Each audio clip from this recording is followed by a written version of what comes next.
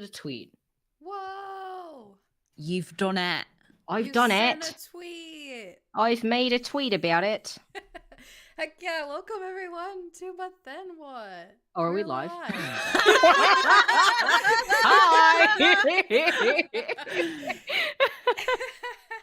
Great job, Jay. Thank you all Doing for so tuning good. in for our season finale. Season 1 is coming to an end.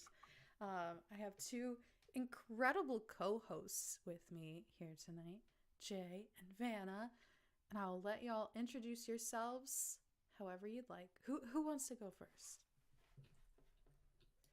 No pressure. Hi, I'm Vanna or Vanna. My pronouns are she, her. You can find me streaming full time at twitch.tv/Vanna. That's VANA. And yeah, I've been on a bit of a tabletop hiatus to do some writing and other personal stuff, but I'm stoked to be here. Thanks for having me. Yeah, of course. Hi, everyone. My name is Nala, or Jay. My pronouns are they, them. And I am an art director and illustrator working full-time doing freelance in the TTRPG space. I am also a voice actor, sensitivity consultant, and actual play stream performer. I wear many hats, and I am excited to be here to tell a very gay story. Yes. And if you don't know me, hey, hello, I'm Mystic or Sierra. I use she, any pronouns. You can find me on the internet and here at Automoon Studio as the founder and creative director. We have a couple shows either going now or happening soon. And you can find me in my day-to-day as a producer in the TRPG studio for D&D at Wizards of the Coast. But without any further ado, let's talk about what's about to happen. We're about to go around in a circle and tell a 100% improvised story. Each of us will have 3 minutes, and then we'll pass it to the next. We have no idea what this is going to be about. We're going to generate a random plot. All we know is that tonight's story is going to be a romance. Of course it is. What is that? It's like a sax, like a trombone. Yeah. The like trombone. It sounded kind of morose. No, it was like the. I did it a little bit too slow. I'll be honest. It's supposed to be like the whole like wah, wah, wah, wah, kind of like sexy, like yeah. Okay. I'm feeling in it the now. mood, kind of. The head Yeah. movements help with the sensuality of it. It ended. Okay, cool. If I like wink real bad, does that make it more attractive? And I more, wish there was a MAC filter for the wink. I know. I'm really, really sexy. Yes. Facts. Man, the flirting is only going to go up from here. And so before we get started into this romance story, essentially what we're going to do is I have a sneaky little machine that is going to generate some random plot points for us. And then from there, we're just going to take it away and tell this story. Almost like the telephone game, like passing it around.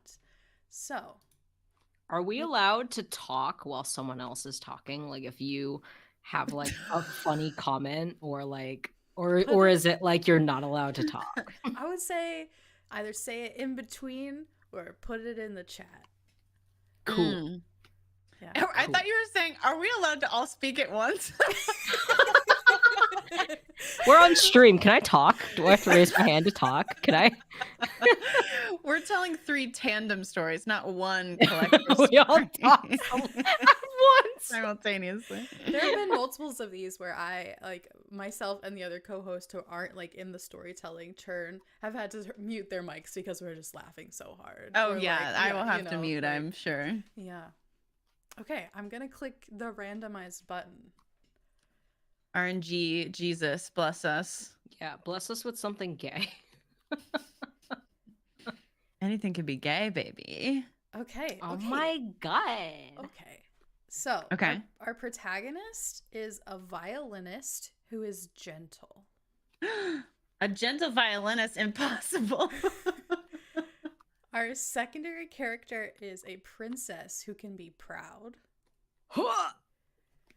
And the plot Oh! the plot is a paranormal romance story about a fake relationship. This machine loves a fake relationship. I know, it does. It kicks off near a dive bar with two characters trapped in an elevator. At the dive bar? I guess so. Where's the two-story dive bar at? I gotta know. I mean, yeah, wait. we can ditch any and all of this if we want. I have an immediate idea. Nice. Jay made a big groan at the proud princess concept. Yeah. No. It wasn't a bad groan because you know what I think. No, is I thought it was an impassioned groan. Oh, yes. Well, if you know anything about me, one of my favorite tropes is bodyguard royal, and then secondary to bodyguard royal is like court entertainer royal. Yes. Or like that kind of thing, and that's the vibes I'm getting from that. Perfect. Well, then do you want to be the royal or the court musician? I don't. If I understand this game correctly, we're not really picking a role. It's more so we're just narrating. Okay. We're narrating fair. the entire thing. Yes. Okay. Think like you're writing a prose story. Okay. And we're all writing a just little passing novella it around together. Yes. Got you. But for those wondering, I tend to play the royal in the bodyguard royal situation. There was a stream game I was in where I switched with my roleplay partner, who was Humna actually, because Humna normally plays the bodyguard and I normally play the royal, so we switched roles for that show. So I played the bodyguard and he was the royal, and it was very fun. Oh my gosh. But all my homies love Humna. Yeah, so true. I'm just wrapping my head around this. Do you think like modern romance, like a modern day princess, or like are we going? When you said royal, I automatically thought like high fantasy setting. Yeah, and then maybe we could turn the elevator into like they get stuck in the storeroom of the tavern or something. Fantasy elevators can still exist. We could do a science fantasy. That's true. We could do see, my question is what would either of those two people be doing at a dive bar? So maybe that place is changed. Well, the violinist might play at a dive bar. Is the violinist Lindsay Sterling? Bar, right? Fantasy Lindsay Sterling? I don't understand that reference. Lindsay Sterling is like a famous like violinist, but she does like whole concerts, and it's not like classical music. She does like more how do I even describe it? It's like not quite metal, but it's got like drums and is more like epic versions of like violin music. It's like an electric violin kind of situation. She dances and it's the whole thing. Yeah, she's a very talented performer. Well, I guess if we were gonna do a high fantasy setting, I was automatically converting the dive bar to a tavern. Okay. So that's where that came from. Fake relationship at the tavern. Ooh. We could also go full like Barovia princess, fake country in the modern day city vibes too. But I'm down with fantasy if that's what y'all are feeling. Wait, like you by Barovia, do you mean Princess Diaries? Yes. Do you mean Genovia? Because Barovia is the Watsy thing, and Genovia is the Princess Diaries, you fake fan. My brain. Fake fan. Harsh words. Genovia.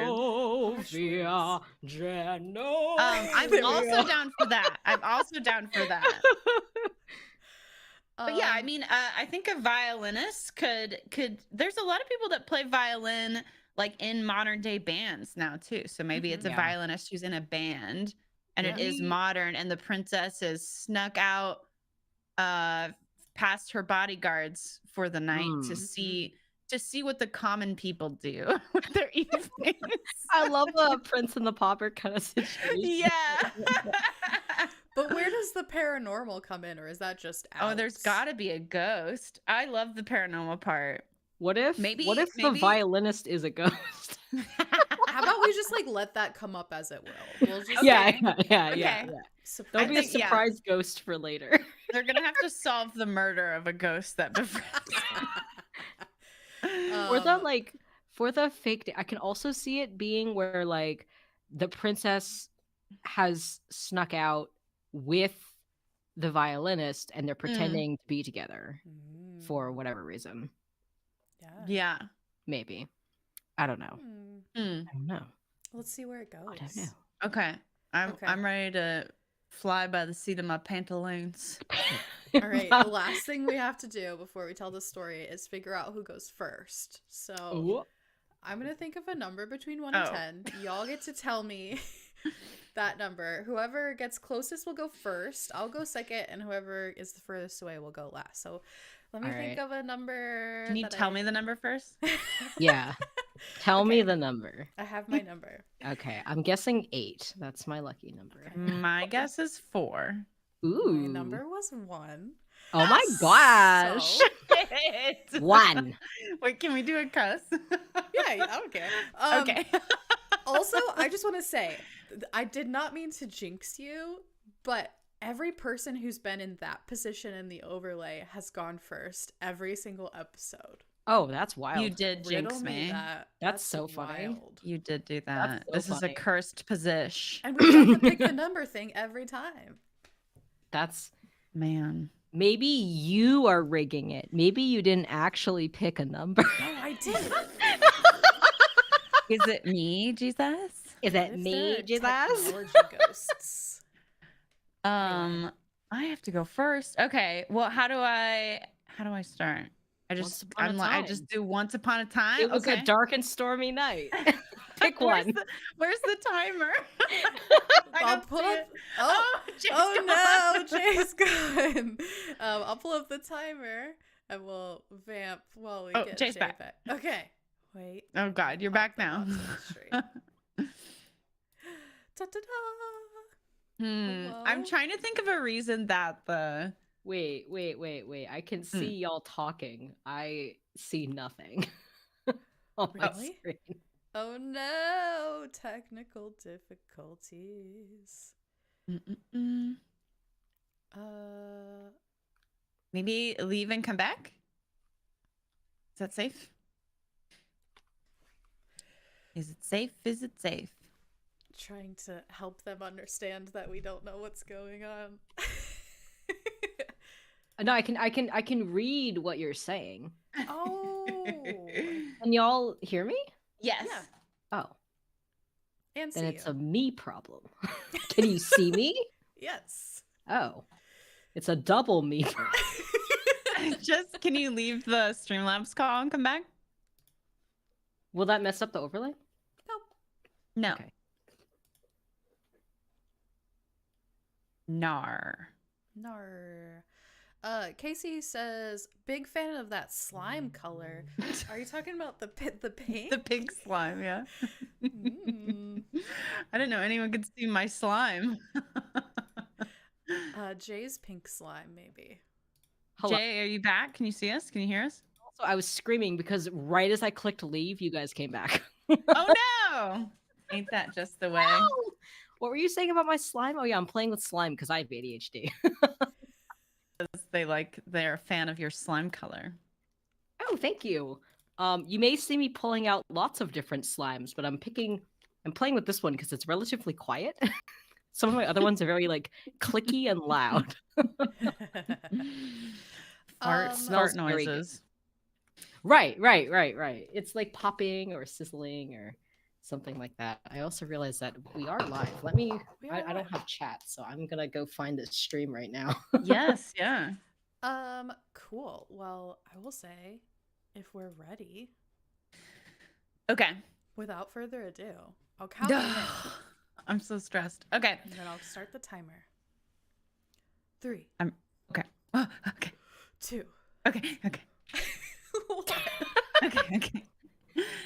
So, once upon a time, there was a princess. She was visiting as a foreign dignitary to New York City.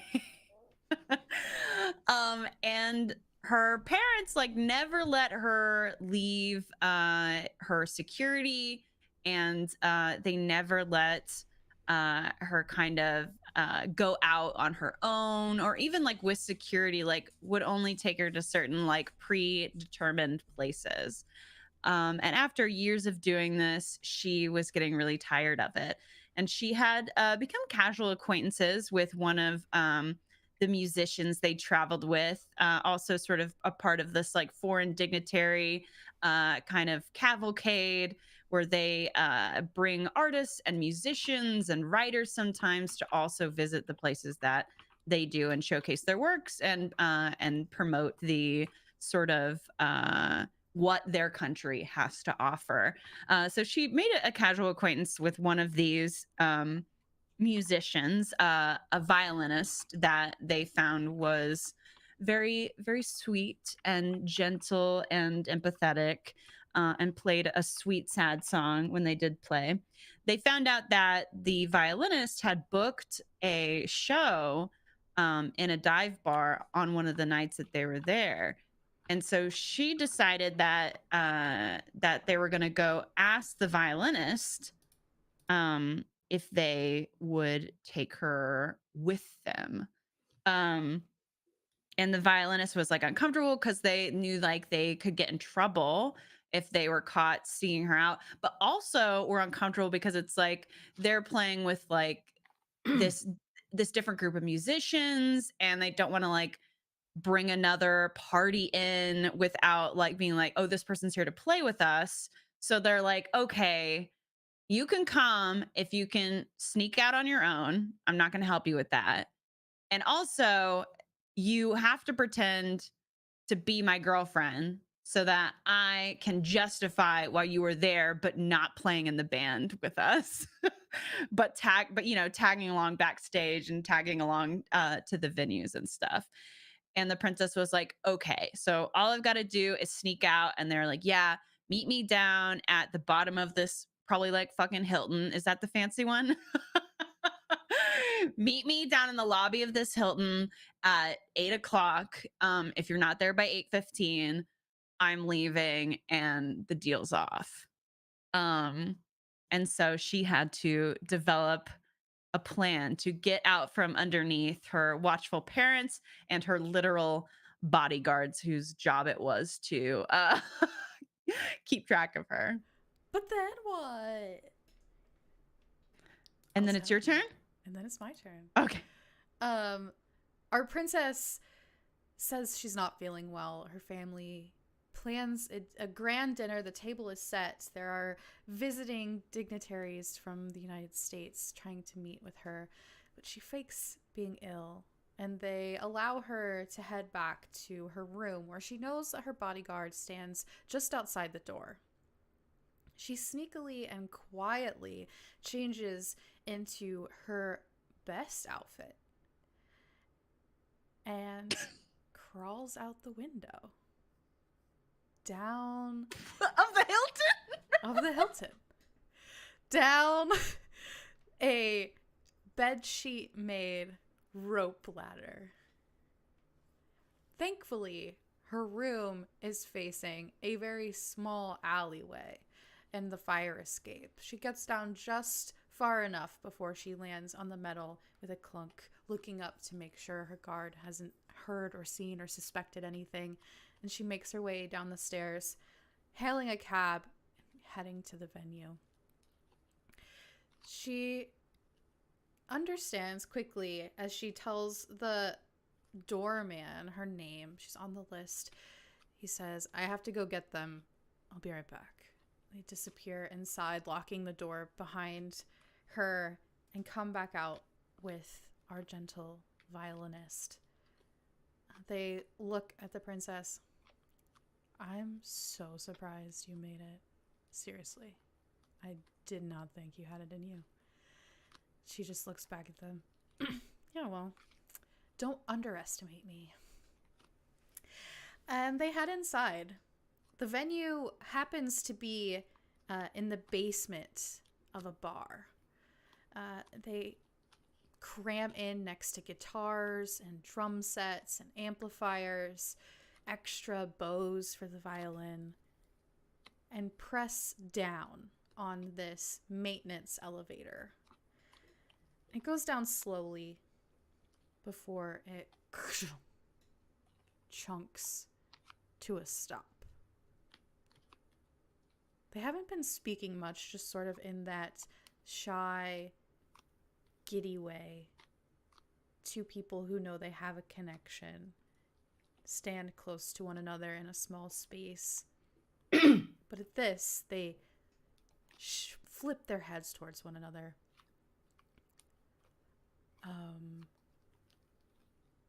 What do we do? I've never been stuck in an elevator before. The violinist looks back at the princess. Is there normally like a button or something? We can just, gently pats her on the shoulder. But then what? I'm not muted, right? Okay, no, I'm good. But then what? The princess looks at all of the buttons on this dive bar. There are two. There are exactly two buttons, two floors. The top floor says lobby, and the bottom floor says dive bar. And there's the open and closed door buttons on elevators, which we all know don't work. And there is the last and final button. That would be button number 5. Yes, button number 5 that has like the little fireman's hat on it. And the violinist, they they put a hand just gently over the princess's hand and says, "Don't worry, I will figure something out." And they push that button, and then the sound of a phone ringing goes, the dial tone. And then someone on the other line picks up and says, "Hello, how can I help you? My name is Kara. How can I help you today?" And the violinist is like, "We are stuck in an elevator. Can you help us?" And Kara's like, how did you get this number? This is a Chili's. What? Um, hold on." And then you hear hold music. They hear hold music. And the princess looks at the violinist. We need names for these characters. The princess looks at the violinist and says, uh,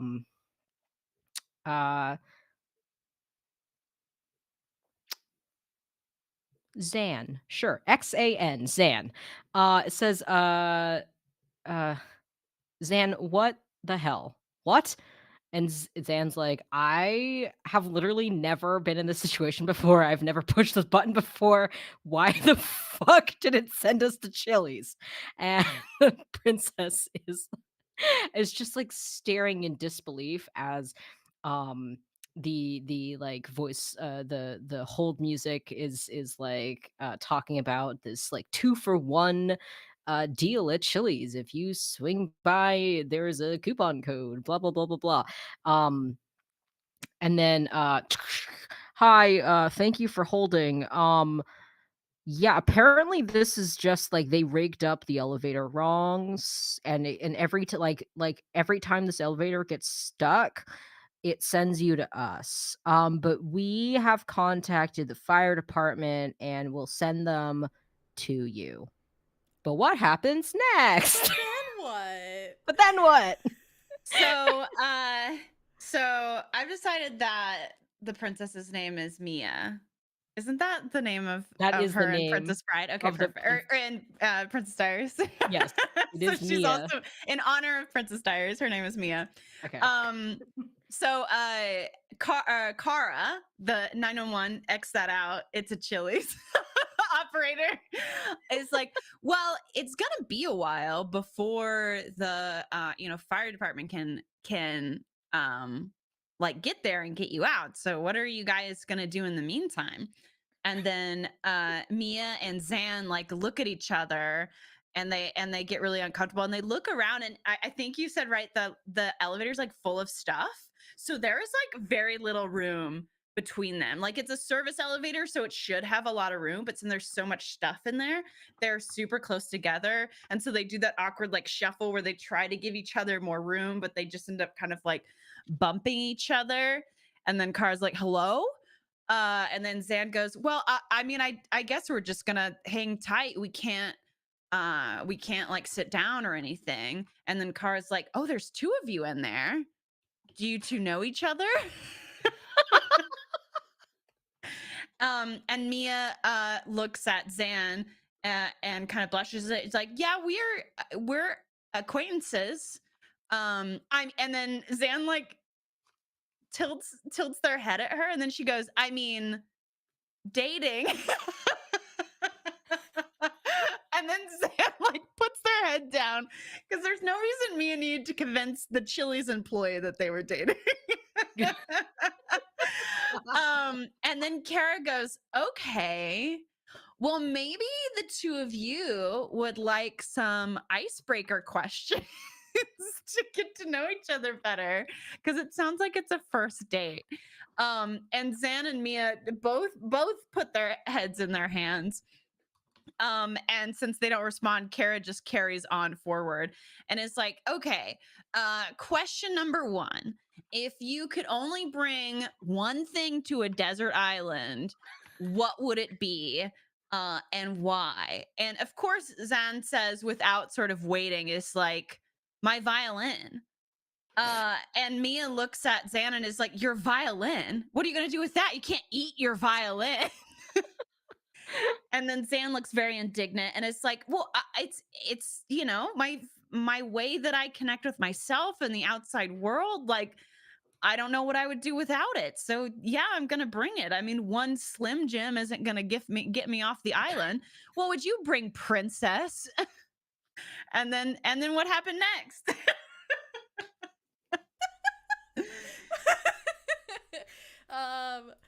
Says, they say, what do you want, prince? What would you bring, princess? And she just looks at Zan. A packet full of seeds. A box full of seeds. Then I could eat very well. You know, like, at least I was taught to take care of myself. You know, a violin on a desert island? Kara comes in from the phone.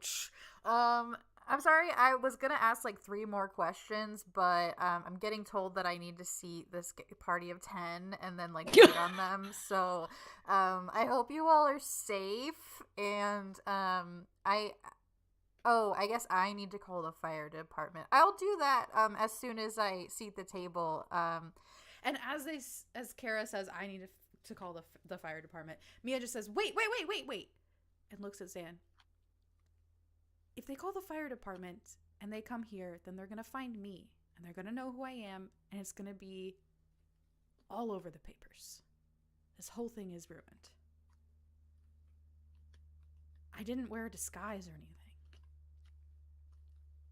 And Zan looks over to the speaker where Kara's voice used to come out of and back at Mia. What are you saying?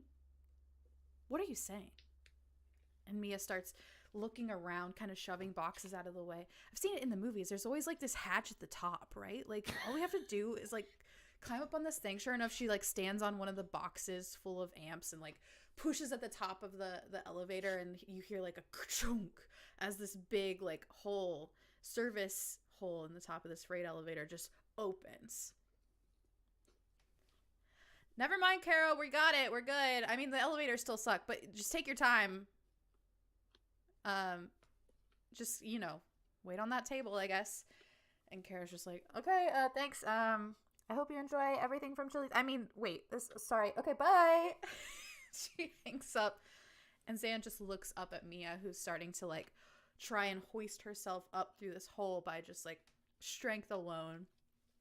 She seems to be fairly muscular, athletic, as she's able to just like pull up herself up onto this top of this elevator, climbs around, looks down at Zan. You coming? Zan stands there, looks around. But like, we need this to play the show. If this stuff doesn't make it down, like, shouldn't we try to like get some of it out? I mean, I gotta take this at least. Grabs their violin case, puts it on their back, stands up, is a little shorter than Mia. That's my time. But then what, Jay? Zan puts their violin case on their back and climbs up onto the amps. And Mia reaches down with her hand to help Zan up. And there's like a shot very briefly of Mia's hand coming down her beautiful soft skin and Mia's hand and her what am I saying? She's got like some rings and some other like some nice jewelry on. And there's a moment of hesitation before Zan's slenderer hand grasps the princesses and together the two of them exerting a lot of physical strength they they both get up to the top of the elevator. Looking up the elevator shaft, Mia Mia pulls out her phone and turns on the phone flashlight, and they can see that the elevator is like halfway down, so like halfway between the lobby floor and the dive bar floor. um and the two of them look at each other and Zan's like, I think our best bet is to try to get up to back to the lobby, then we can just take the stairs down, and then figure out how to get the elevator down after. And Mia's like, okay, that sounds great. Uh, do you want me to hoist you up? And Zan's like, I don't want to mess up your outfit. That is literally your best outfit. So let me hoist you up. And Mia's like, all right. And so Zan kneels and helps get the princess up on their shoulders. And with some really cool athletic ability, the princess is able to use like the elevator cables, and also like pulling herself up with like her brute strength, climbing those cables up, but also sort of like leaning against the wall kind of situation, is able to get herself up there. And then she's like standing on like the tiniest ledge up there, and she's like, fucking now what? And looks down at Zan. And she is like gripping the sides of this frame, and one of her hands comes back and starts like banging on the door, and she starts calling for help. But then what? But then, since Mia had to drop her phone or put it in her pocket or whatever, her bag, um, to do all this feats of strength, it is now completely dark in the elevator shaft. And as she's banging on the door, there's a pause, and then Mia and Zan hear the whisper of a third person, not outside the elevator shaft, but within the elevator shaft. There's somebody or something else there with them. And they hear it, and it goes, "Don't go." And an icy chill runs down both of their backs as Mia loses her grip and falls the 5 feet that she managed to climb up. And Zan doesn't really catch Mia, but does break her fall. And they both collapse, and Mia ends up sort of like half cradled in Zan's arm, half just crushing Zan with the weight of her. Now that we've now that we all know, very muscular toned frame. And Zan is blushing, but luckily Mia can't see it, so because it's so dark, and the voice comes again and it goes, please don't leave. Before you leave, please say that you'll help me. I've been trapped here for 25 years. And I can't leave until I know what happened to me. I'm asking you to find my murderer.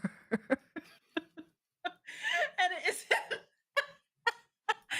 and it's in that moment that this sort of like pale visage melts out of the darkness, even with no new light source coming through. They can both, sitting up slightly now, see it there, and it's sort of just like a mask. There's no sort of detailed features or anything like that, but they can tell that the facial expression is one of someone who's completely forlorn. And Mia shakily releases a breath and then goes, okay, well, what is your name? And the ghost says, my name is Arabella. And when I was here many years ago, something terrible happened to me. And then what? I was just writing down the name. I've been putting it all in our Yeah, thank you. Oh yeah, thank you. I just have a postcard. I do too, have a little notepad. Yeah.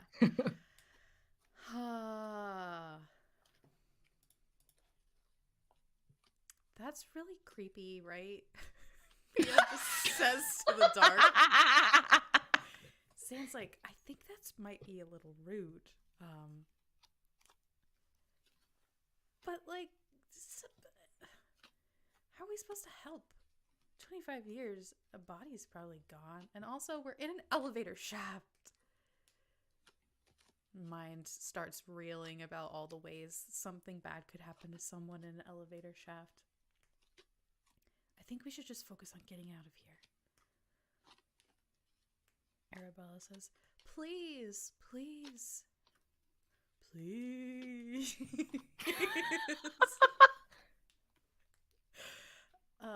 And Zan says, what do you like? What did you like when you were alive? What happened?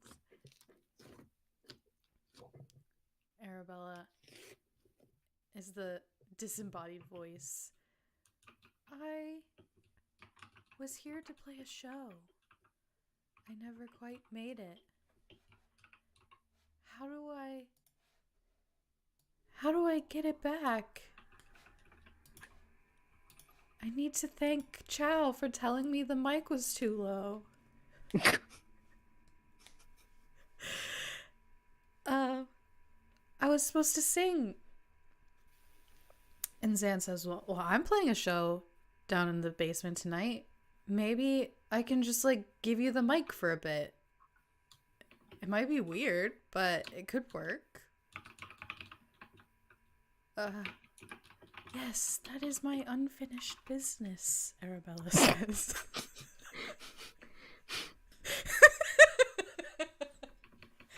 You know, I've never been thrown off in one of these until right now. I genuinely don't know what to say. Paranormal in there, okay? The chat bot did. Zan feels like a cold chill in their hands as this happens.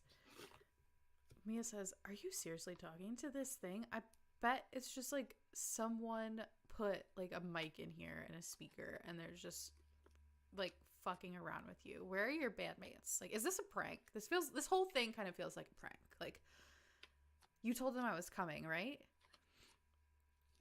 And Zan was like, I mean, I told them that they got to meet my girlfriend. I didn't say who it was. And although Mia can't see it. Zan is blushing as he says this.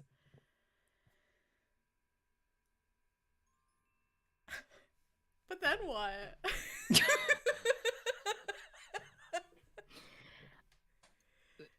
We jump to the downstairs in the dive bar, and Zan's bandmates are waiting around. I think they have loaded in from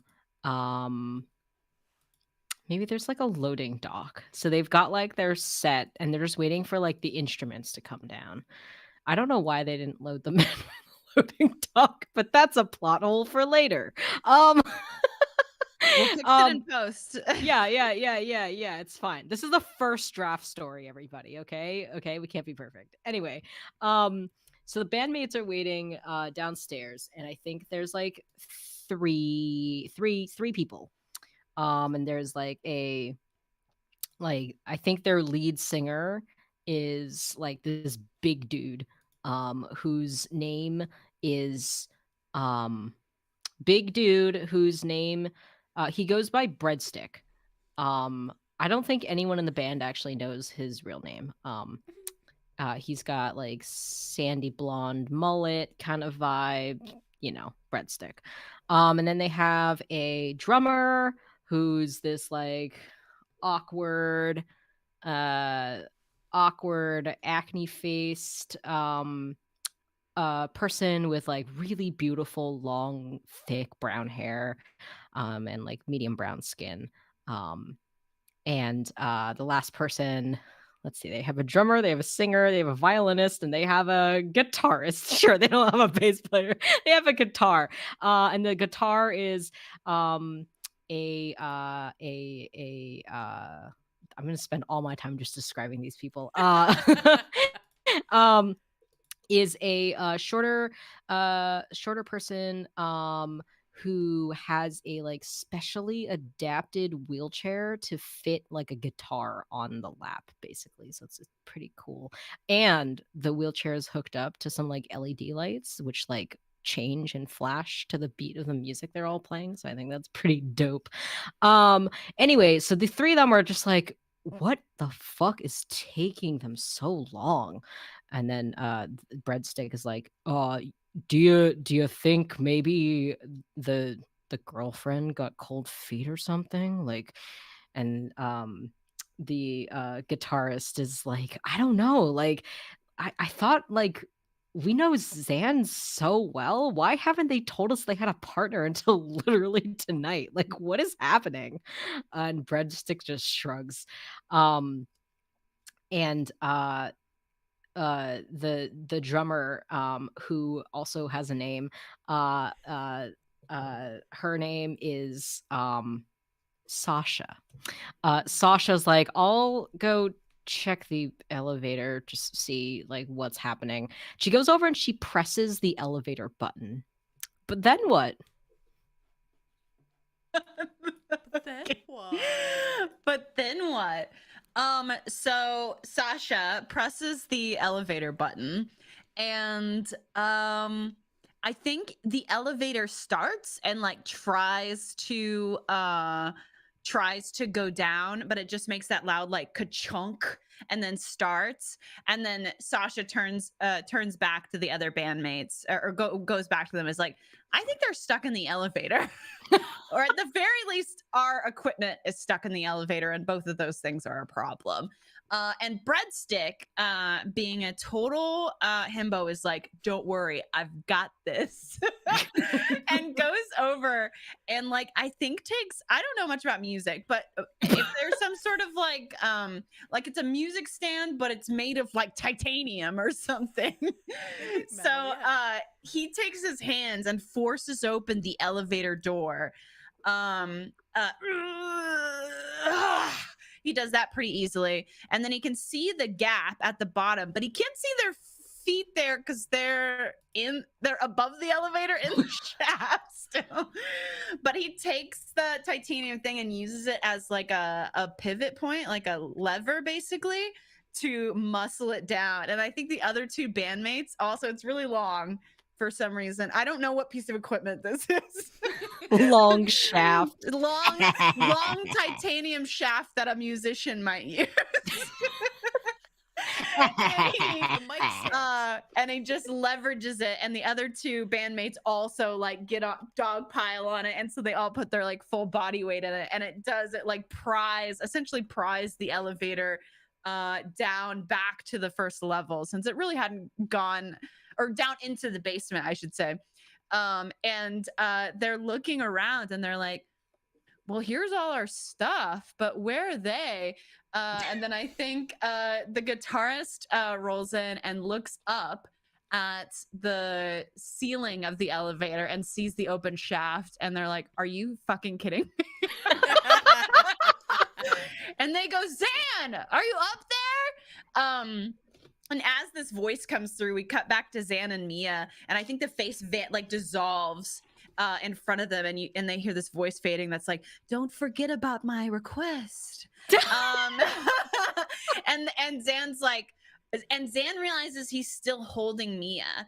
And I think like through the endeavor, like they were both pretty scared. So by the end of it, they're like actively like clinging to each other. It's not just a heap or a pile. It's like they're holding each other, and they have they're snapped back to reality. They have this realization, and they're like, oh, I'm so sorry. Here, let me help you back down. But then Mia's like, let me help you back down. With my muscles. And then what? So Mia hops down back onto the crate or the amp that she had used to get out, and then sort of holds up her arms for Zan to jump, actually catching him in her arms. Yes! And as they both come to the elevator floor, feet on the ground again, Zan hears in the back of their minds, you're gonna let me sing, right? And it kind of is like a jump unexpectedly. Oh, right. Yeah, of course. Yeah, of course. I just have to, get the band on board first. Is there a song you knew?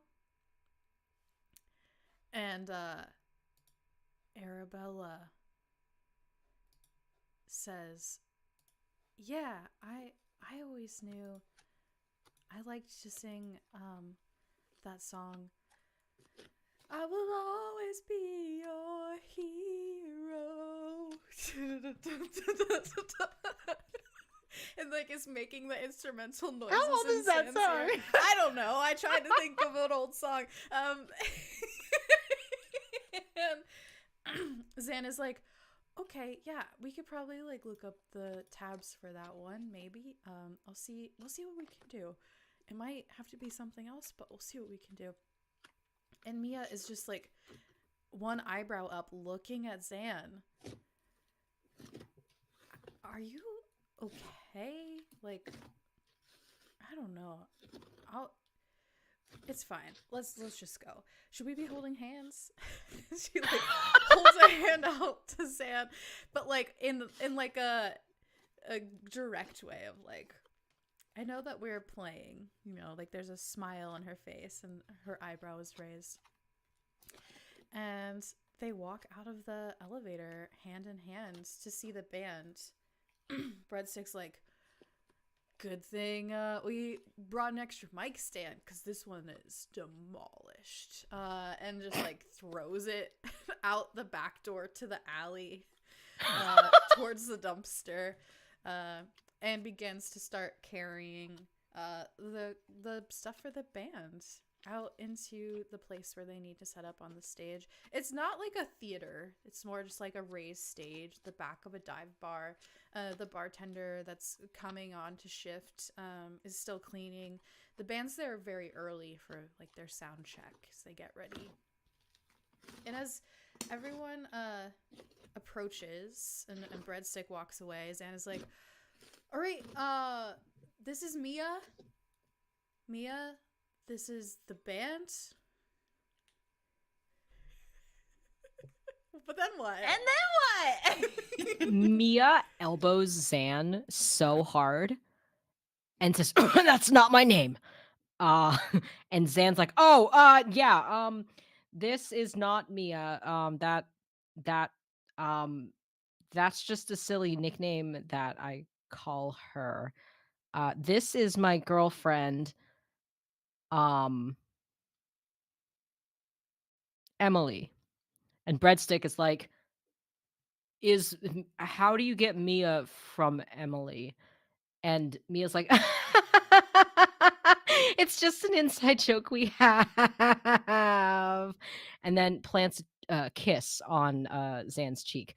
Um, and Mia's like, Yeah, because you know how like Zan is short for like Xander, which is short for like Alexander, right?" And Zan's like, I mean, yeah, use my full government name. Sure. Yep. But yeah, that's Mia M Mia Lee, right? There's something there. And the two of them are just like staring at each other like, yeah, this seems legit. Um, and Sasha is just like staring at the two of them.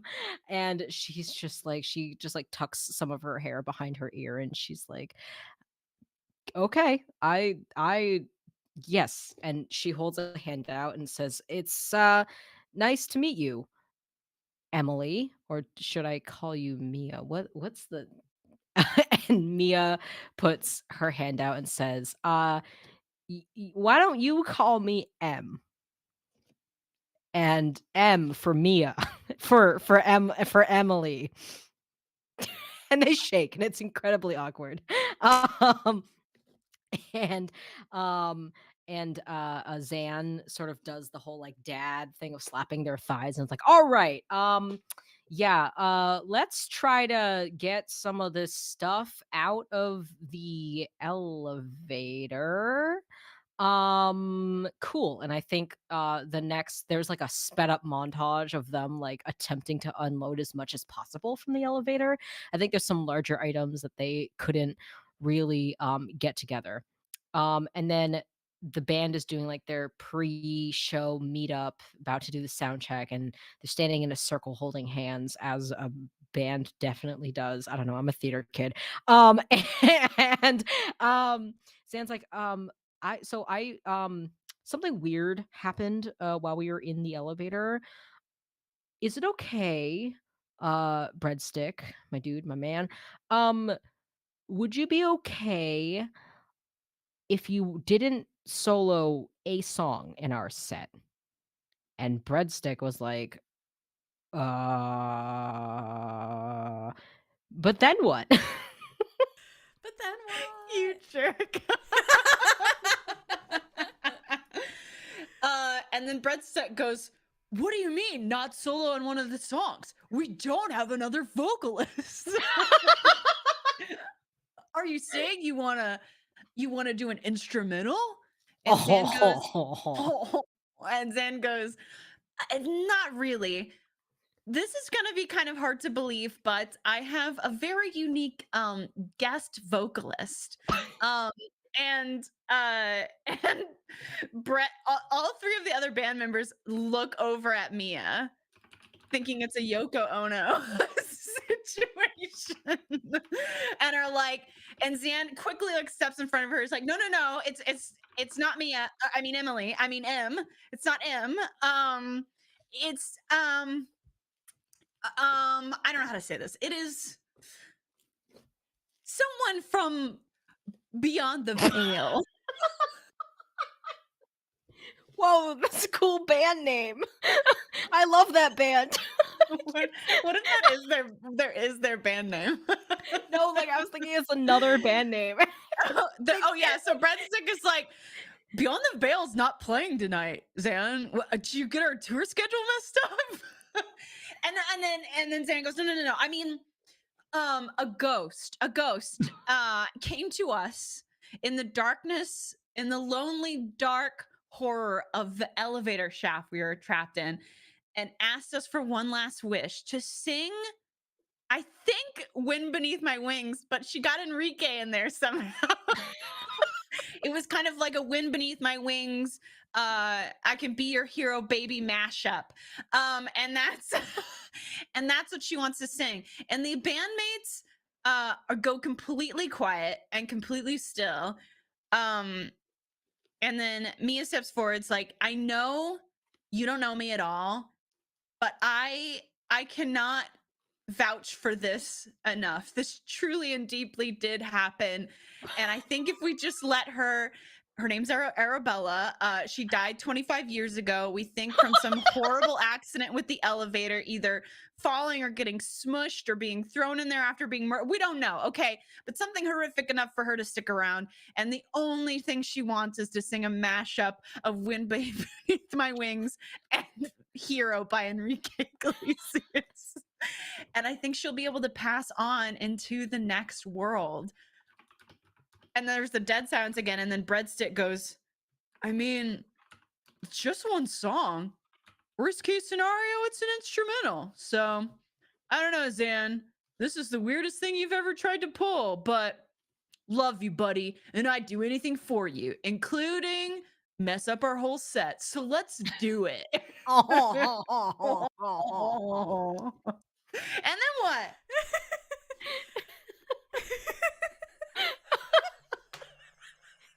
What the fuck? I don't know. I think I just need a laugh break, honestly. Yeah, can we take a moment to just Yeah, appreciate the absurdity of the situation? I love Breadstick so much. Hey, Breadstick, our longtime lead singer, can you take a pause for Right. Ghost we met in the elevator shaft? Oh, your Google Lens registered your thumbs up. Oh no. Oh no, of course. it's not Breadstick working. is like, yeah, sounds great. Great. Seems legit. You know what? If a real homie comes to you with a request, you must abide. Yeah, You must Yeah. abide. it's the law of homieism. That sounded gay. Homieism. Incredible. Okay. We're inventing words. Sasha looks at Zan and Breadstick and are just like, you cannot be serious. I have to learn a mashup? Okay, we really need to talk about this. Goes over to the bartender. Do you have any paper? Can I have a napkin, like a big napkin, like a food one? And they grab one of those big food napkins, spread it out on the table, take a pen and start looking up how to play this song and writing out the tabs. The guitarist wheels over and is next to them, helping them figure it out. And Mia stays where she is and just kind of looks around. Takes everything in. I did something scary. And I think it was worth it. And she sees Zan across the room, like, huddled with their bandmates, scribbling out the tabs for this new mashup.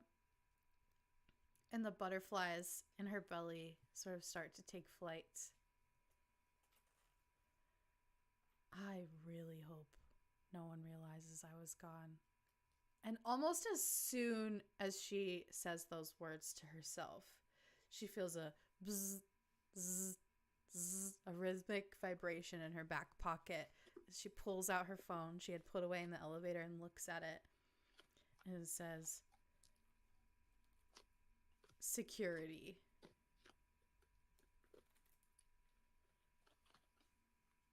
Shit, she says aloud. Breadstick's still unloading, kind of setting up as the rest of the band goes to figure out how to play this new song. Something wrong? And he looks over at M/Mia/Emily. No, not at all. But he could tell from the concern on her face that there really is something wrong. It's like, come on, you're Zan, you're part of us now. What's up? Can I help with something? And M looks back at Breadstick. I kind of like gave someone the runaround to get here, and I think they just figured it out. And Breadstick's like, like a housemate, like whatever they're called, an officer. Are you on probation or something? Did you break out of the ankle cuff? Like, what's the extreme here? And Mia looks back. I mean, none of those things, but also it's kind of a big deal. Like, it's bad. But then what? A second text comes up on Mia's phone, and it reads, "Where are you?" Um and then a second text comes in from Jordan with a Y. And Mia curses silently because Jordan with a Y is one of her lead bodyguard, and Jordan with a Y is very, very protective. I think like an old friend of her parents kind of situation. And Jordan is very good at her job. And Mia deliberates what to say, then decides to text back, just taking a bubble bath. Why? And Jordan's like, okay. I was just checking in. I was knocking on the door. Was trying to figure out what you wanted to do for dinner. Um, but if you're taking a bath, I that's fine. What do you want for dinner? And Mia's like, I'm all set, thanks. And Jordan sends back the thinking emoji and says, Your Highness, you have to eat. And then respectfully. Sends respectfully. And Jordan just waits, and Mia's like, I promise I will eat something. Jordan, thank you. Please let me take my bubble bath in peace. And Jordan texts back a peace sign, and then just of course and then sends the little like the little person kneeling emoji. uh and Mia texts back, I hate that, stop it. um and Mia just pulls Zan aside and just says, can you give us a moment? And Breadstick quite literally turns around, and into Zan's ear, Mia whispers, yeah, so I think Jordan might be on to me, but I think I dissuaded her from getting too sus, but I really hope she doesn't tell Mitch, because that guard, that guy, he's such a bitch. But then what? Mitch the Then bitch. what? Mitch the bitch. That's absolutely what Mia calls him behind his back. Okay, so now that we've sorted out what's going on the phone, what's going on in real life, okay, so Zan is like, okay, well, if you say that you you gave them the runaround and we're good, then we're good. Like, if anybody knows how to do that, you do. I can't give you advice on that. I'm not a princess evading her captors, I mean protectors. And Mia like rolls her eyes at them and gives them like a little shove, and is like, come on, the show's about to start. You should go find your spot now so you can be up front. And then Mia's like, oh, you want me to be up front, huh? And Zan blushes and is like, I mean, if you want to, you don't have, you could. And then Mia like interrupts and is like, no, I'll be up front, don't worry. So they go like back to the green room, and everybody's filling in for the show. And then Mia like grabs a drink and then gets a spot in the front for them to perform. And then the band comes on, and it must be, what kind of music do we think it is? It's probably like Symphonic metal. It's kind of the Symphonic vibes I was metal. going for because Okay, yes, that's yeah. that's what you have a violin for. That's right. So some symphonic metal, but maybe there's like also some like acid jazz country every now and then Yes. because that's did we get a name for the guitarist? I don't No, think we did. I forgot to name them, but I Does was Ben thinking work? Ben? Sure. Ben. Okay, Ben the guitarist is has a sweet spot for acid jazz country. So they have a couple of songs in there that they do to appease their guitarist who gets to shine in Who those gets to moments. shred a That's country have you exactly heard right. a country shredding solo? You Yes, absolutely yeah. haven't. You gotta listen to this Now band. you got to listen to this band that we haven't named yet. So they start, and Mia has only seen Zan play classical. And I think when Zan plays classical, they're very like, they're in that state of mind too. Like they're playing very highbrow, very expertly, but it's also very like refined in their posture and their face. But for the first time, like Mia is seeing Zan perform in a way that is really evocative, and Zan is like leaning into like the music, and it seems to be like filling their body and filling up the space, and the way that they collaborate with the other musicians is completely different from when Zan plays with like an actual symphony. And it just strikes me a really hard how Hard. emotionally connected they are to their music, and she falls a little bit harder for Zan. What happens next? I forgot I muted myself because I was laughing. As her heart beats, sort of this heavy extra boom in that moment. She checks her phone. No more messages, nothing else. She pulls it out as she finds her seat. The crowds start to fill in. Doesn't seem like the elevator has been fixed yet, but someone managing the bar has put up like caution tape and ropes and said, put up a little like handwritten sign of off limits. Mia, in her savvy, even through her emotions, is still wondering when that fire department person is going to arrive, if Kara has ever called. Well, they did tell Kara never mind. Sort of on edge though, in the I can't get caught, I can't get caught, I can't get recognized. They sit sort of in a corner towards the front of the stage at like a high top table, intentionally not leaving any additional chairs there.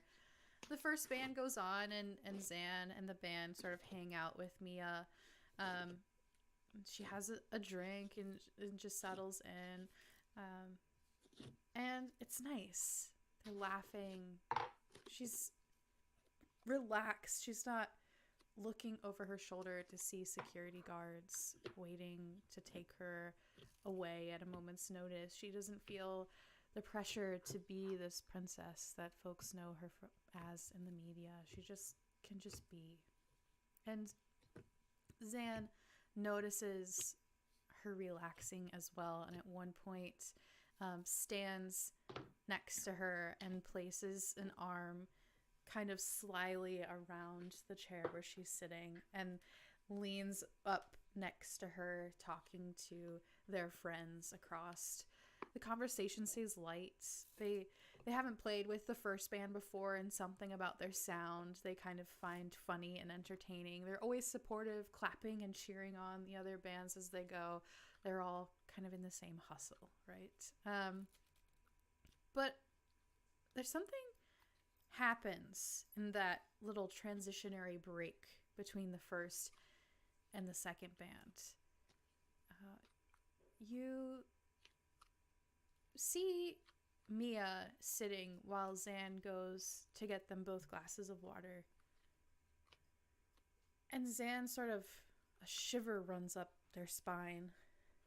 Mia catches this. And then they stand like stick straight. And Zan is hearing Arabella. Arabella saying, "I'm really nervous. I don't know if I can do this." But then what? Zan, uh, have we established if they have to talk out loud to the ghost, or if they can think and the ghost will hear it? Did we establish that yet? It seems like either or. Okay, cool. Zan leans into Mia and says, "Arabella's nervous. But I have an idea." And then inside their brain, Zan thinks, "Arabella, it's normal to be nervous, especially if if you haven't performed in like 25 years. But I promise, like we can give you a real sick, sweet intro. Um, I like breadstick. Have you? I mean, look at him. He's such a sweet guy. He will absolutely give you an intro. And hey, if you don't want to sing, then you don't have to sing. But also this is a fucking dive bar in New York City. Everyone here is going to be trashed. I mean, look at everyone. Like they're getting trashed already. And like for better for if you bomb this, like no one's gonna remember. Like I promise you it won't. It like even if you fail, it won't be that bad. Um, but also like I can tell you're really passionate and you're gonna do amazing." And Arabella just sighs a wistful sigh as a cool breeze ruffles through everyone's hair in the sort of vicinity, and she says, "Okay, I will do some prep. I will do my prep." And then the voice fades away. And then I think the band that is currently performing has finished their set, and their band starts getting on stage, and the DJ announcer guy says, "All right, that was uh walking, rocking and rolling. The iconic roller skating duo all the way from Jersey City. Next up is what's a band name? Give me a band name, you guys. Um, next up is Here, I've googled a band name generator. okay. 2 adjectives suggest tiny, chewy, Ew. Charlie. No, no, X-carding that. Give me another. France stick. France. What if the band's just called Butter because its lead singer is breadstick? Butter. Oh my god. How about basted? basted? Basted? Oh. I have an idea. Okay. I know my See? time's up, but we were thinking. Chat says Lipstick Smack or TCC. What about I like the butter idea. What if their band name was Butter Wheels? Because maybe Butter Wheels. Maybe Breadstick and Ben were the first two. Oh. Yeah. And their logo, oh my god, their logo is a stick of butter with wheels. Like a bus. Yeah. And their Butter tour wheels. van looks like a stick of butter. Sure. It's like the Oscar Mayer wiener, but it's a stick of butter. No, literally, yes. Yeah. Okay, so the announcer says, "And please welcome to the stage, all the way from, where are they from? SoCal." I feel like they're very SoCal kind of vibes. All the way from SoCal is Butter Wheels. But then what? So when I had my last turn, I was trying to describe their Butter Wheels' performance. Oh, you were? Yes. Oh. I misinterpreted that as that there's some other band that was going. Well, that's okay. I didn't make it clear because also Sierra thought that didn't pick up on that. So okay. I was trying to describe how Zan played in the band, not like how I was responding to the music. So if we can just copy and paste my last one. Yes. Okay. Yes. And put it here, and then I'll continue. Okay. Nope, that sounds good. That sounds good. We can fix this in post, everybody. That's right. We just have to take this chapter and switch it with this. Yes, this is the equivalent of highlighting the entire section, copy and pasting it down. That's exactly right. That's yeah. You get it. You get it. Okay. Yeah. We're all right. I'll go on from there. All right.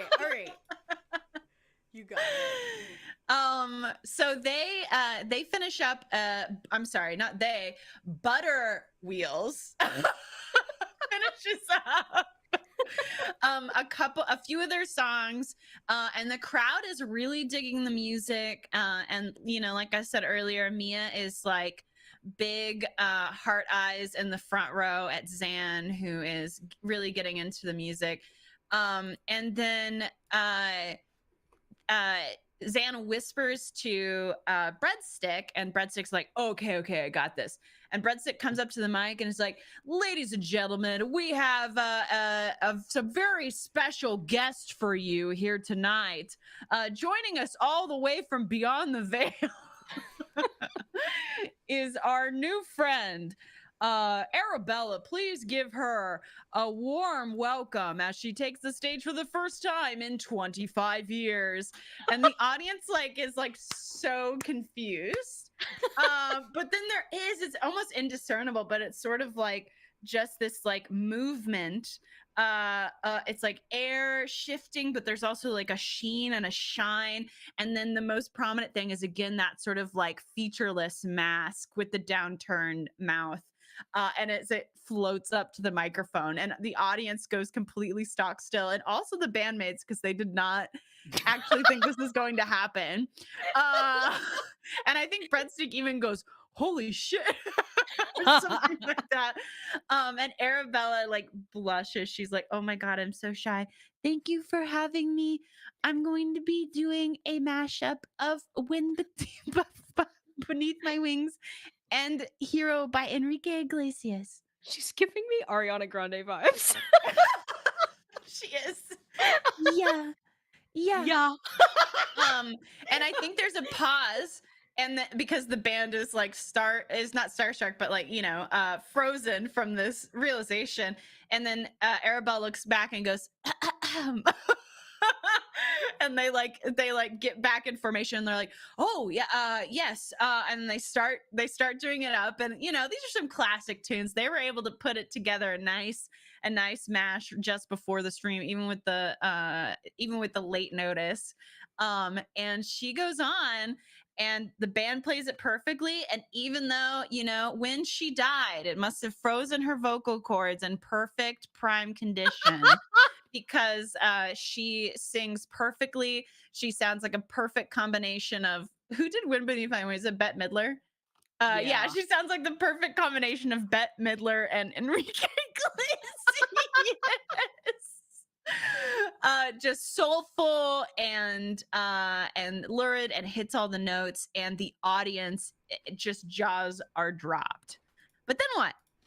About halfway through that song, the beautiful resonant voice of this masked ghost Arabella resonates throughout the room. The band is shocked, but they're in it. They're jiving. Mia hears that bzz, bzz, bzz one more time. She'd been staring in reverie toward Zan, not imagining the post. She's been imagining the post-set kiss that is up and coming.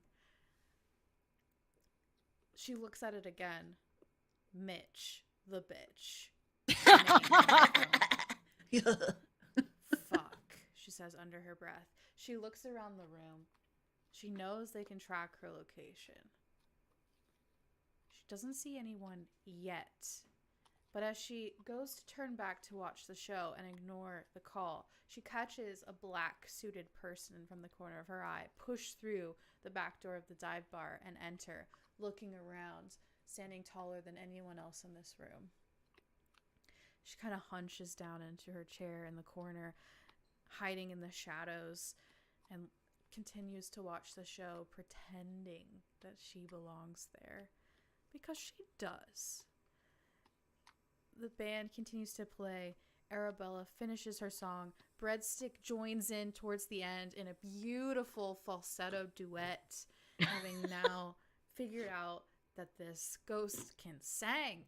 And the song ends. The crowd erupts in cheers and screams and shouts and jumps. Encore! Encore! Two more!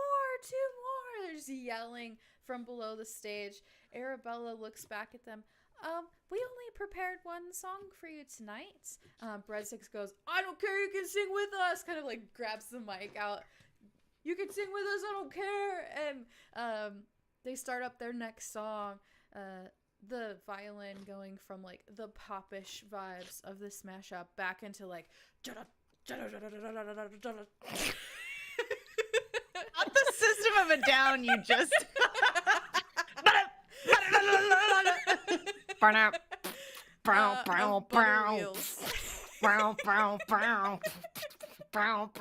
Yes, the most metal song, Eye of the Tiger.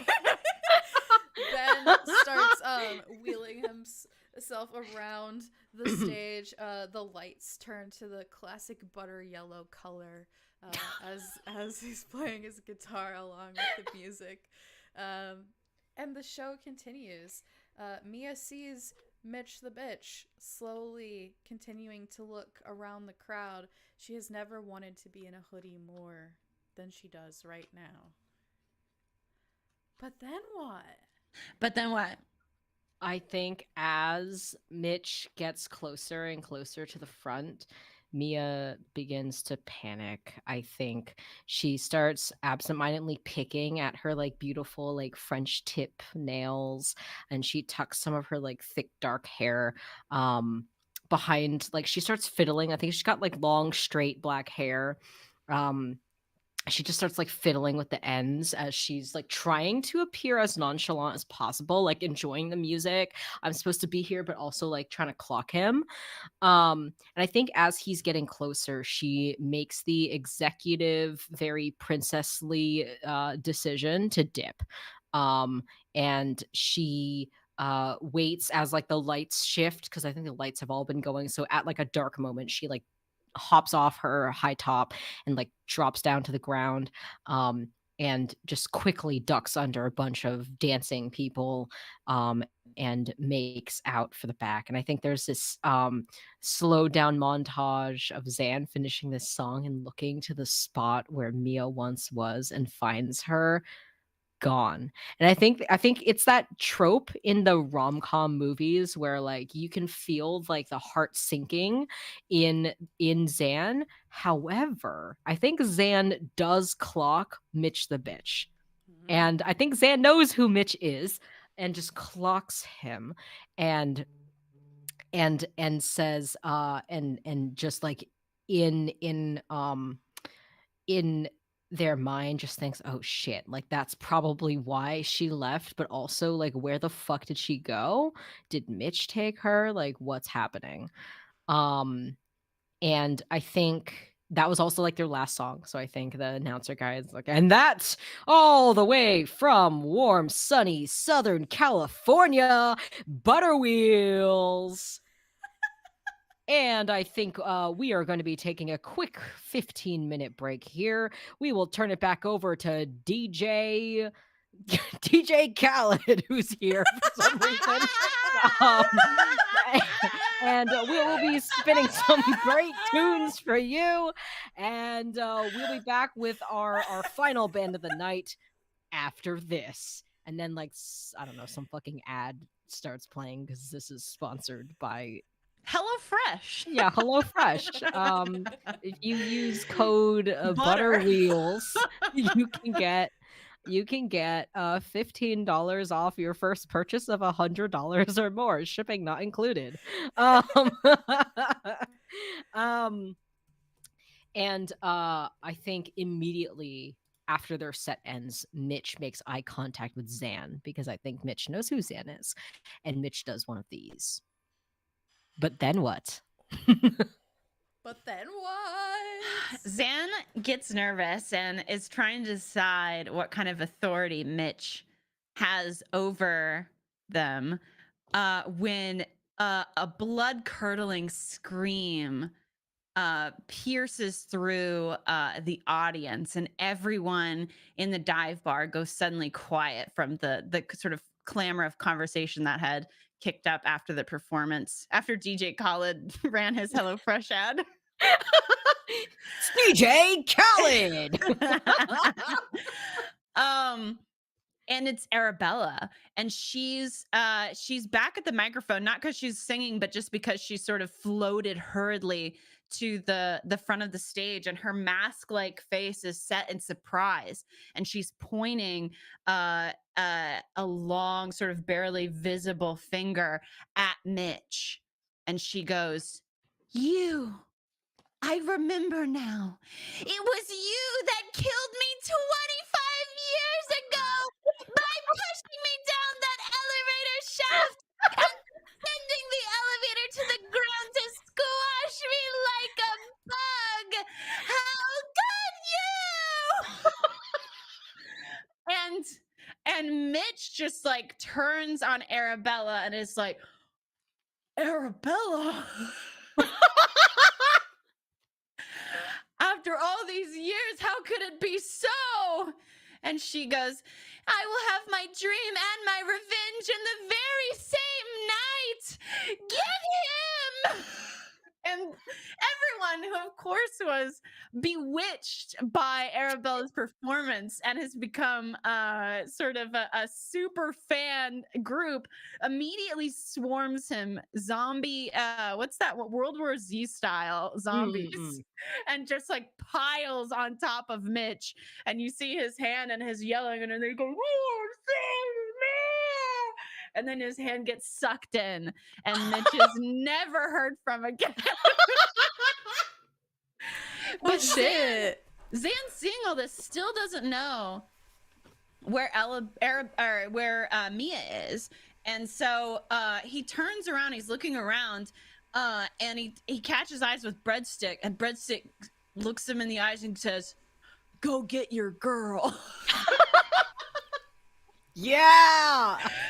And Zan nods in affirmation, and then imagines, like, if I was Mia, what would I do? Like, to get out, I would run through the back door. Obviously, I'd try to make a quiet escape. So Zan runs back through the crowd that is mauling Mitch the bitch, and slams open the back door and starts frantically looking up and down the alleyway for Mia. Frantically looking up and down the alleyway, they look out towards the street. Mia is frantically trying to hail a cab, but they all just keep driving by, having only done this once or twice before on her own in her life. She's doing one of these, like. She's doing this. She's trying to hitchhike. Zan yells, "Mia, Mia!" and walks, leaving the violin behind. Catches her. Where are you going? I have to go. Mitch is in there. I can't get caught. This will be all over the news. He's like, "Oh, it's gonna be all over the news, all right." She's like, "What?" Apparently Mitch was the murderer of Arabella, and the crowd just turned on him. What? Oh no! I don't like it.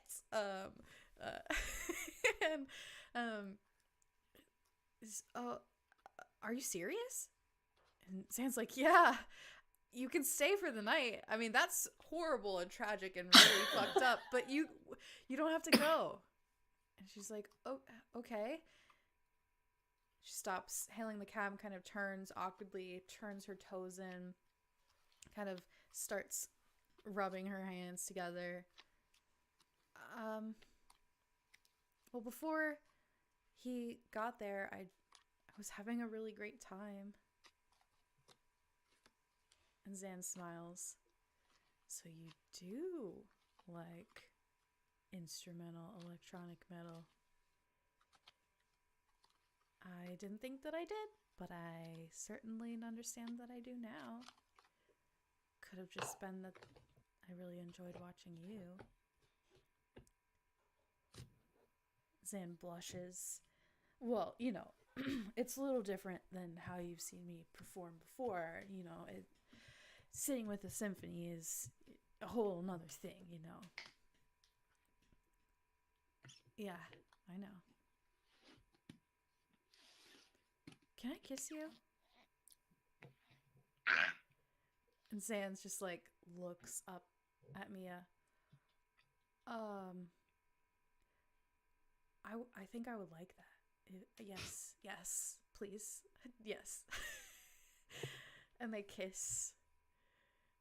And as Mia sort of leans down for the kiss,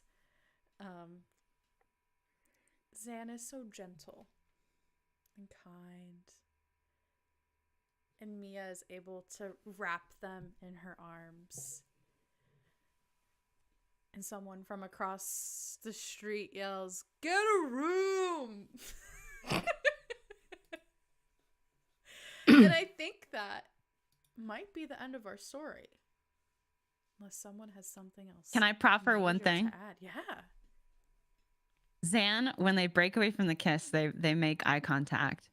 And Zan looks at Mia and smiles, sort of that like half smile, a little cheeky one. And they go, I think I'm going to change my answer. If I could bring one thing to a deserted island, I think it'd be you. And I have one last thing Yes, too. Yes. I think after that incredible line delivery of this perfect cheesy ending to this beautifully, wonderfully buttered story, the two of them kiss again. And I think like the neon lights from this dive bar like outlines their silhouettes. I don't know about y'all. I've been picturing Zan having like having those braids where they braid like colors into the hair. Yeah. And so like rainbow braids is what I've been picturing for Zan. Yes. And I think there's after they kiss, they link hands and walk back in towards the dive bar like backlit. And both of them toss their like long hair over their shoulders. Like the braids go and Mia's very long black hair goes. And there's like that cheesy like heart like fade in as the credits start rolling. Oh my god, and look at the heart. It did it. And I think as the credits are rolling, there is like deleted scenes and like blooper reels, because every good rom-com has the blooper reels in the credits, and movies have started doing that again. So I think cinema is officially back, everyone. That's Cinema right. is back. And in the bloopers and cutscenes, you can see they also have chemistry off camera. No, yes, Oh, yeah. absolutely. Absolutely. And I think there is a cut scene, like what's it called? An end credit scene? Yeah, an end credit scene where they are back in the back in like the palace back home, and Mia's parents are sort of like sitting across from their daughter and Zan, and they're saying, "You did what?" And Mia is starting to sort of explain, and Zan is holding her hand, and and then like basically the scene is framed like the parents are upset that Mia ran away, but at the very end I think like it is somehow revealed that the scene is actually, that like trope where they like change the framing of the scene with like one line. I think what the parents were actually upset about is that they met a ghost. I think is what the parents were actually upset about. And then like Arabella, right? Arabella's like masked face just rises up between the two of them, and she just waves and then winks, and then it continues credits. Yeah, Yes. I love this. I love it. Yeah, that's the so end like of our 80s, story. 90s rom-com Oh, yeah. ending for sure. I love it. Absolutely. Incredible. Oh, and the second credit song, the second like credit song. No, because you know how like they do the first credits and Right. it's like probably just like whatever. Second credit song is a classical version of one of the songs that Butterwheels did in the ending scene. Oh, sequence. absolutely. With the violin, Of System of a Down. Yeah, absolutely. Why don't you put on a little makeup? You wanted to. Yeah. Oh my gosh. This was so fun. Thank you both for Yes, coming thanks for having on. us. This is such a Yes. game. Like I have such visceral images of all of these characters in my Mhm. brain. I'm obsessed with Yes. all of them, and I want Butterwheel merch so bad. Like, The I want the Butterwheel tour van yeah, merch, and then the merch dates, and then like the fake tour locations on the back. Yes. the graphic designer in me is wiggling. I'm like, I wish Oh I had. gosh. If I had like when I have time, I want to make Motor Wheels logo Butterwheels because merch. I can picture it. It's so like Yes. their band name being symphonic metal. Like the logo of their band does not give off like No, symphonic metal no, vibe. This is not like at a all. like surprise. This is a surprise band. Everything's a Yes. surprise about them. Well, thank you everyone who tuned in the chat. If you liked this show, this is the finale of season 1. There are other episodes already recorded, already published either in podcast format with backing tracks and fully edited wherever you find podcasts, or here on our YouTube channel in their sort of raw live formats. Season 2 will happen this year. Those episodes are going to be pre-recorded though, so they'll air live in a premiere here on our YouTube channel, but they will be pre-recorded. Um, Before we go, what are y'all doing? Who are you? What's going on in your lives? What are you doing? Who are you? God if I know. Jeez. Oh my goodness. Yeah. Either of you prefer to go first? Vanna, go first. I went first last time. Hi, I'm Vanna. My pronouns are she, her. You can find me streaming full time at twitch.tv/Vana. That's VANA. And yeah, I'm playing Resident Evil 4 right now. And I played a little game called Cuisinier, which is like Moonlighter, but with cat girls and yummy food. It's great. And a bunch of other stuff. I'm true variety. So come through, say hi. And yeah, thanks for having me. Hi everyone. My name is Nala or Jay. My pronouns are they them. And I am on Twitter at Nala Woo and at Nala Draws for my artwork. I am also at Nala Draws on every other social media site that I might have. This includes Instagram, Blue Sky, and TikTok, where I do TikTok for fun. So my TikTok is full of like character cosplay skits for all of my actual play performance work. I sing on TikTok. I do random shit. I don't know. It's very random, but if you wait, here, let's do it this way. Hold on, pin that thought just a second. Besides artwork, actually I didn't even mention that I do art, did I? I'm an art director and illustrator who works full-time in the TTRPG space. I am currently art directing for All the Witches, and I also just finished up art directing for Evil Hat Productions, the stretch goal book for Apocalypse Keys called Doomsday Delights. It is out now, so you can go buy the PDF. I think it's only like $10, and it features like new locations, new harbingers, new playbooks. It's super cool, and the cover art like makes me feel things. It's very good. So go check that out. And besides artwork, I also do voice acting, sensitivity consulting, and actual play stream performance. I am probably most well known for Itaewon by Night.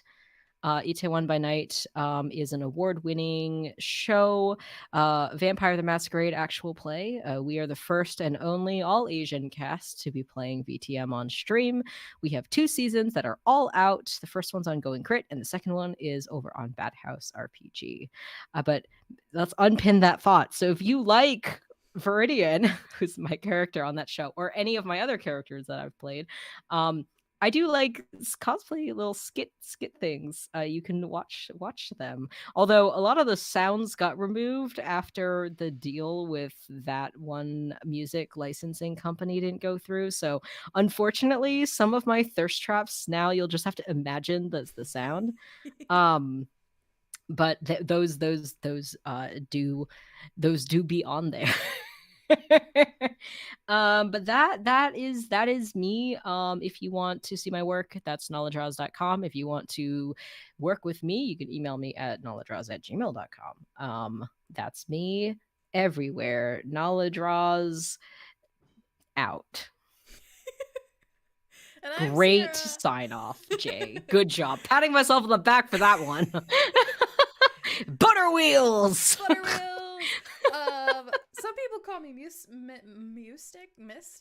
I use she any pronouns. You can find me at mystic_musings_ or some variation of mystic musings. I think it's literally different on every platform, but at least those two words are the same.